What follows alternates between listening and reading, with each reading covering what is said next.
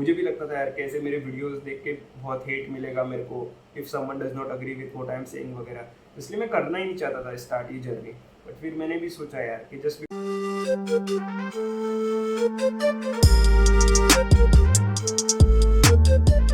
नमस्ते body and welcome to दक्षिण दुनिया।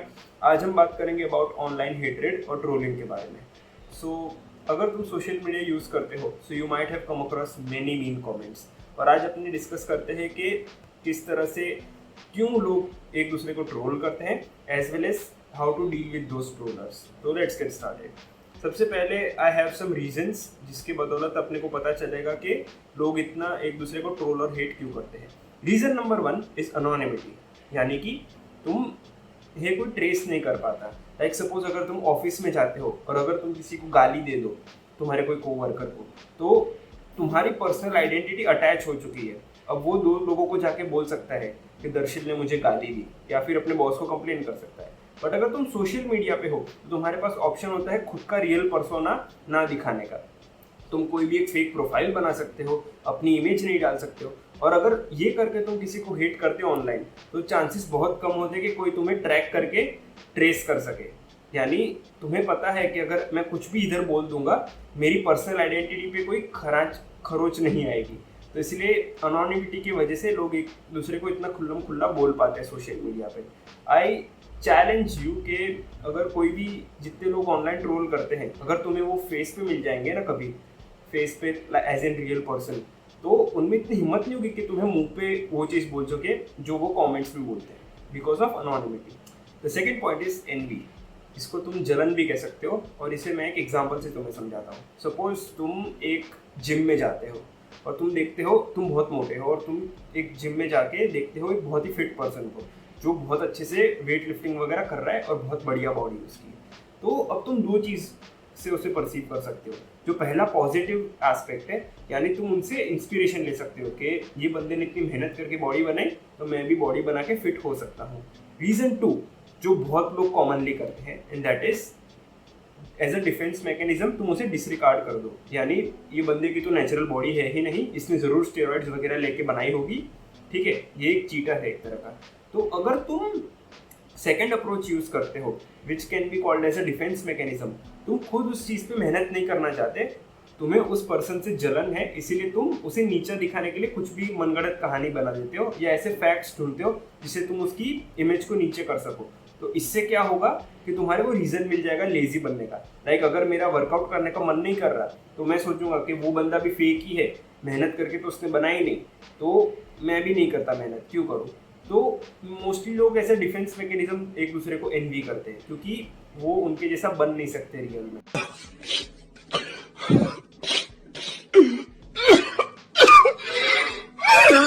एक अगर दूसरा तुम्हें कॉमन एग्जांपल दूं तो बहुत लोग पैसे को हेट करते हैं, स्पेशली बिलियनियर्स को, कि हो ये बिलियनियर्स तो बहुत स्वार्थी लोग हैं, ये लोग तो सिर्फ पैसे के बारे में ही सोचते, दुनियादारी और समाज के बारे में कुछ सोचते नहीं है। ऐसे बहुत तुमने लोग सुने होंगे।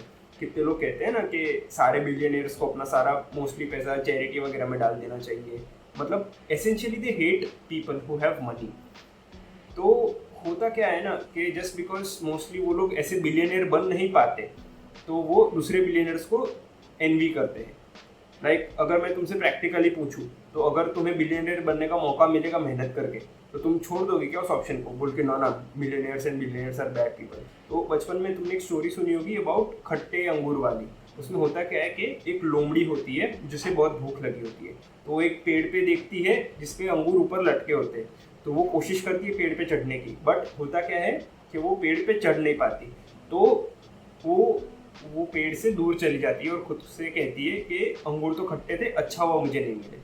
इसका मतलब समझे तुम, उसने अंगूर खुद टेस्ट नहीं करे, बट जस्ट बिकॉज वो फेल हो गई अंगूर खाने में तो उसने खुद को दिलासा देने के लिए कहा कि नहीं नहीं अंगूर तो खट्टे ही होंगे, अच्छा है मुझे खाने नहीं मिले। सो इससे अपने को पता चलता है कि एनवी क्या होती है, कि जस्ट बिकॉज तुम वो चीज़ अचीव नहीं कर पाए, तुम समझते हो कि वो चीज़ ही बेकार है और अच्छा हुआ मुझे वो चीज़ नहीं मिली। तो यही चीज़ होती है बहुत सारे हेटर्स के साथ, कि जस्ट बिकॉज वो खुद तुम्हारे पोजीशन पे पहुंच नहीं पाए तो खुद को बुरा ना फील कराने के लिए वो तुम्हें नीचा दिखा देते, जिससे उन्हें खुद अपने बारे में अच्छा फील हो गए। ये भी एक कॉमन रीज़न है ऑनलाइन हेटरेट के बारे में। और तीसरा रीज़न है वो काफ़ी मच सिमिलर है सेकेंड रीज़न से, and that is about seeking attention. यानी कि अगर तुम्हें कमेंट्स पे इंस्टाग्राम पे लाइक्स वगैरह मिलते हैं तो लोग क्या सोचते हैं कि इसके प्रति मैं कुछ उल्टा सीधा बोल दूंगा तो मुझे खुद तो ऐसे खुशी मिलेगी, साथ साथ में जो दूसरे हेटर्स होंगे वो भी मेरे साथ ग्रुप अप करके मेरे पोस्ट को लाइक करेंगे वगैरह वगैरह। मतलब इन शॉर्ट तुम अटेंशन पाने के लिए किसी का उन्हें हेट फैलाते हो, ये भी अपने ने बहुत देखा हुआ है। तो ये थे कुछ 3 reason why people hate and troll each other on social media so much. पहला रीज़न था अबाउट एनोनिमिटी, दूसरा रीज़न था अबाउट एनवी, और तीसरा रीज़न था कि अटेंशन सीख करने के लिए दूसरों का। अब अपने बात करते हैं about how to deal with those online trollers and haters. तो सोशल मीडिया का एक डाउन साइड है कि कोई किसी को कुछ भी बोल पाता है। लाइक एक दूसरे से रीच करना और मैसेज करना इतना आसान हो गया है कि तुम किसी को भी मैसेज वगैरह डाल सकते हो। तो अब इसका एक बेटर ऑल्टरनेटिव भी ऐसा है कि अपने को ब्लॉक करने का भी ऑप्शन मिलता है। लाइक अगर कोई बहुत फालतू की बातें कर रहा है तुम्हारे साथ या तुम नहीं चाहते कि मैं इसकी बेहुदा बातें बार बार सुनूं, तो तुम उन्हें ब्लॉक कर सकते हो। जिससे क्या होगा, ना ही वो तुम्हें आगे मैसेज कमेंट कर पाएंगे और तुम्हें भी शांति मिलेगी।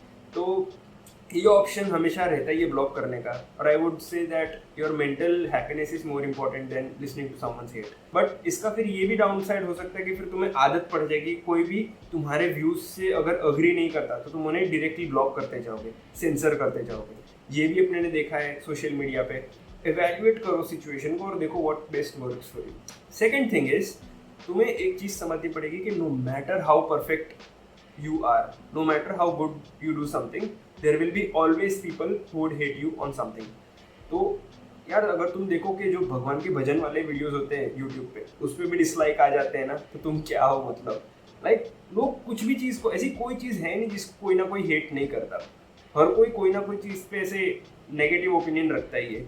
तो जिस दिन तुमने ये चीज़ समझ ली कि मैं कुछ भी कर लूँ, लोग कहीं ना कहीं से तो मुझे हेट करने ही वाले कोई चीज़ से लेके, तो तुम खुद को मेंटली स्ट्रांग बना लोगे, एटलीस्ट प्रिपेयर कर लोगे ये सोच के कि हेटरेड आएगी but I will be strong enough to handle that. और जो तीसरा फैक्टर है वो हो सकता है इग्नोरेंस। यानी कि जैसे कि मैंने तुम्हें पॉइंट समझाया था पहले कि लोग एक दूसरे को हेट करते हैं to get attention on social media. तो अगर तुम उन्हें वो अटेंशन दो ही ना, अगर तुम उस हेटरेड कमेंट जो अगर तुम्हें मिला है उस पर वापस तुम रिप्लाई वगैरह करोगे तो उसे भी इंसेंटिव मिलेगा कि अरे मैंने इसका अटेंशन गेन कर लिया, अब मैंने इससे रिप्लाई भी करा दिया। तो ऐसे करते करते बात आगे और बढ़ती है। एसेंशियली अगर तुम उसे रिप्लाई करोगे, भले कैसा भी कमबैक वाला रिप्लाई हो, तो वो यही सोचेगा कि देखो मैंने इसको मेंटली इफेक्ट कर दिया है, that's why he is replying to me, मैं जीत गया।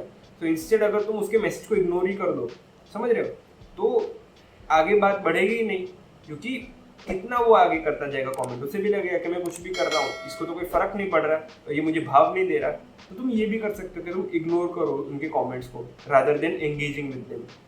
और अगर तुम्हें अंदर से फिर भी फील हो ही रहा है कि बहुत मेरा मजाक उड़ा रहे हैं, तो तुम भी ऐसे कम बैक कर सकते हो, take a dig at them। But यार मेरी अगर फ्रैंकली मानो ना, तो it is very hard to change someone's opinion, specially on social media. अगर किसी ने अपना दिमाग बना लिया है कि मैं तुम्हें हेट करता ही जाऊंगा, तो करेगा ही यार तुम्हें hate, no matter how good you try to convince them. तुम कितना भी लॉजिक लगा लो, बट वो ढूंढ ही लेंगे तुमको हेट करने का। तो यही है कि खुद की मानसिक शांति का ध्यान रखो instead of engaging with them. अगर तुम्हें ऑनेस्टली बताऊं तो मुझे भी ये यूट्यूबिंग करने में बहुत पहले डर लगता था, बिकॉज मेरे पास कोई प्रोफेशनल सेटअप नहीं था, मेरे पास कोई प्रोफेशनल एक्सपीरियंस नहीं था। मुझे भी लगता था यार कैसे मेरे वीडियोस देख के बहुत हेट मिलेगा मेरे को, if someone does not agree with what I am saying वगैरह। इसलिए मैं करना ही नहीं चाहता था स्टार्ट ये जर्नी। बट फिर मैंने भी सोचा यार कि जस्ट बिकॉज पॉसिबली कोई फ्यूचर में मेरे को हेट कर सकता है, that doesn't mean I don't do what I am passionate about. तो तुम भी देखो यार, do not let any negative comments and negativity from others let you down from what you want to do. अब अपने एक रीसेंट केस के बारे में डिस्कस करते हैं, which is about trolling the great Khali. तो अभी हुआ क्या है कि रिसेंटली इंस्टाग्राम पे जो खली के फॉलोअर्स है, वो उनके जितने भी पोस्ट है उसके कमेंट्स में मीन चीज़ें लिख रहे हैं एंड ट्रोलिंग है। तो if you don't know, the great Khali suffers from a disease called acromegaly, I hope I am pronouncing it correctly. तो उसमें कैसा होता है कि जो ग्रेट खली है उनकी हाइट एन एवरेज पर्सन से थोड़ी ज़्यादा है, तो उसका उन्हें बेनिफिट भी मिला। Like when he was in WWE, तो उनकी हाइट से उन्हें रेसलिंग में फ़ायदा भी मिलता था। Even got the label the great खली बिकॉज ऑफ हिज अपीयरेंस। अगर तुमने उनकी पुरानी एड देखी है अबाउट अंबुजा सीमेंट वाली, उसमें भी ऐसे दिखाते हैं कि द ग्रेट खली इतने पावरफुल है कि वो ऐसे दीवार पे अपना सर रेस्ट करने के लिए रखते हैं तो दीवार टूट जाती है, फिर वो लोग अंबुजा सीमेंट लगाते हैं और फिर वो दीवार इतनी स्ट्रांग होती है। तो essentially it was about Khali's power. तो इसी चीज़ को एग्जैजरेट करके लोग उन्हें ट्रोल कर रहे हैं। तो अब अपनी बात करते हैं कि Y people are trolling Khali so much. So I think एक इंस्टाग्राम लाइव हुआ था where people were commenting on Khali. Now let's talk about why people are trolling Khali so much. So essentially खली ने एक इंस्टाग्राम लाइव करा था जहाँ पर लोग ऐसे उनसे लाइव चैट कर रहे थे और उसमें एक बंदे ने लिखा था कि सर पाद मार के सो। तो बस लोगों को यही चीज़ बहुत अनोखी लग गई और उन्होंने इसी ट्रेंड को स्टार्ट करके अलग अलग चीज़ें लिखना चालू कर दिया in his comment section. Like बहुत लोग ऐसा लिख रहे थे कि सर मेरे अपने फोरहेड पे प्लेन लैंड करवा दो, सर मुझे मुक्का मार के बेहोश कर दो, सर अपनी छाती पे नेपाल ड्रॉ कर दो, मतलब वगैरह वगैरह ऐसी चीज़ें कर रहे थे basically just because he has a big body. अब तुम्हें समझना पड़ेगा कि all this comments are related to his body and essentially it's like body shaming him. क्योंकि अगर कोई पतला हो, ये तो यही बात हो गई कि अगर कोई पतला होता तो तुम उसे बोलते जाकर ऐसा कि टूथपिक बन के मेरा दांत साफ कर दो। अगर कोई मोटा होता तो तुम ऐसा बोलते कि अपने पेट की हवा निकाल के मेरी साइकिल की हवा भर दो। समझ रहे हो? मतलब it's like making fun of him just because he has a bigger body. तो यही चीज़ तुम्हें समझनी है कि ट्रोल लोग करते जाएंगे सोशल मीडिया पे no matter what you do. क्योंकि Khali like he has great achievements under his name. Like he defeated Undertaker during his wrestling days और भी बहुत सारे अचीवमेंट्स हैं। तुम इससे ये चीज़ समझो यार कि no matter how great you become, like literally no matter how great you become, लोग फिर भी मौके ढूंढ ही लेंगे तुम्हारा मजाक उड़ाने का। और लेट्स सी हाउ खली डेल्ट विद दोज हेटर्स। सबसे पहले तो उन्होंने अपना कमेंट सेक्शन ही लिमिट कर दिया जिससे मोस्टली लोग कमेंट कर ही नहीं पा रहे थे, विच इज़ लाइक ब्लॉकिंग, जो मैंने पहले तुम्हें समझाया था। और दूसरा फिर उन्होंने एक कंपनी है कैश करो, उनके साथ टीम अप करके कमबैक रिस्पॉन्स दिया to his haters. For instance एक बंदे ने लिखा था जिसमें जितने भी उन्हें मोस्टली ट्रोल, तो उसमें उन्होंने जो उन्हें कुछ ट्रोल कमेंट्स मिले थे उसका रिप्लाई दिया with a comeback. For example एक बंदे ने लिखा था सर पानी से हाइड्रोजन निकाल दो, तो खली ने रिस्पॉन्स में बोला कि मैं साइंटिस्ट हूँ, पहलवान नहीं। फिर एक बंदे ने लिखा था कि सर फोरहेड पे प्लेन लैंड करवा दो, तो उसमें फिर खली ने रिप्लाई करा कि तेरे या मेरे।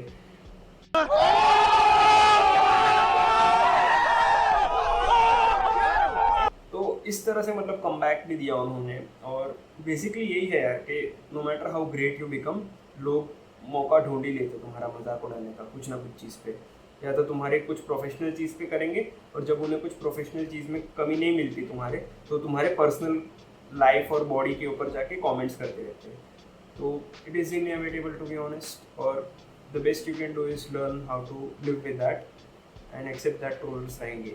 बट हर कोई इतना बुरा नहीं होता है, मस्ट से कि कुछ जेन्युइन अच्छे होलसम कमेंट्स भी आए थे इस ट्रेंड में। फॉर एग्जांपल एक बंदे ने लिखा था सर स्माइल करके पूरी दुनिया की दुख दर्द को हटा दो, वगैरह वगैरह। So there will be always people who would support you no matter how bad things get. और इसी को बस तुम अपने इंस्पिरेशन में भी यूज़ करो और आगे काम करते जाओ। यार फाइनल लेसन में तुम्हें मैं ये सिखाना चाहता हूँ कि तुम्हें पॉजिटिव लोग भी मिलेंगे और नेगेटिव लोग भी मिलेंगे, बट ये एक बैलेंस बिठाना बहुत मुश्किल होता है कि पॉजिटिव कमेंट्स को तुम अच्छे से लो और नेगेटिव कमेंट्स को तुम काइंड ऑफ इग्नोर करते जाओ। तो ये तुम्हें एक्सपीरियंस और टाइम के साथ ही मिलेगा unfortunately. Concluding remark, I want you to understand that लोग तुम्हें हेट भी करेंगे और अप्रिशिएट भी करेंगे।